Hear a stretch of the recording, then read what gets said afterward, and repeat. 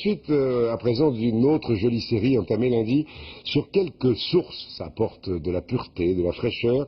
Aujourd'hui, une petite étape en Auvergne. Il y a beaucoup de sources là-bas et chacune aurait ses vertus. Dans le Puy-de-Dôme, Marion Leclerc et Rémi Lévesque. Parce qu'elle est fraîche et pétillante, Jean-Michel n'hésite pas à faire un détour pour l'eau de la fontaine des Coudes. Ça va pas du champagne. Sylvain, lui, traverse la rue à chaque repas. Et à force d'aller-retour, sa bouteille est même devenue rouge. Elle contient du fer, donc au bout d'un certain temps, la bouteille a fini par rouiller à l'intérieur. Moi, m'en nettoyant un peu, ça part pas, quoi, c'est incrusté. Rassurez-vous, rien de dangereux, cette eau aurait même des vertus. Adrien en est la preuve vivante. À la source, oui, j'y vais tous les jours. Et ça conserve, puisque je suis encore là, et ça fait au moins 50 ans que j'en bois. Des sources comme celle-ci, il y en a plus de 600 en Auvergne. Celles de Médague ont la particularité d'être riches en gaz carbonique et de jaillir à 13 degrés. Autrefois exploitées, elles tombent progressivement en désuétude. Alors, pour ne pas perdre ce patrimoine, Frédéric s'est lancé dans un inventaire des sources naturelles. Elles ont le droit d'être connues aussi bien que les volcans, que les lacs d'Auvergne. Pourquoi on ne connaîtrait pas nos sources? Ce sont de pures merveilles.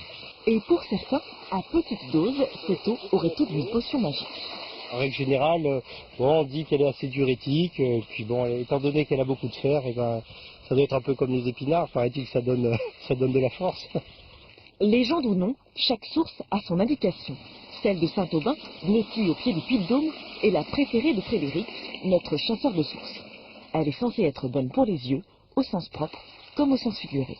D'ailleurs, beaucoup de gens viennent ici simplement pour le cadre, pas uniquement pour l'eau. Alors on y vient en voisin, en promenade dominicale, avec une bouteille vide, voire une caisse entière à remplir.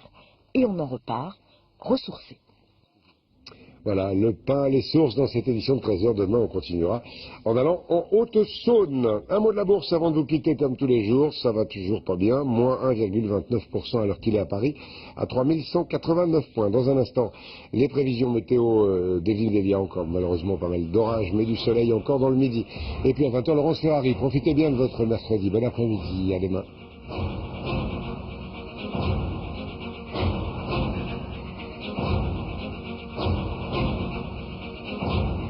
L'info continue sur ps1.fr et par téléphone au 32 80.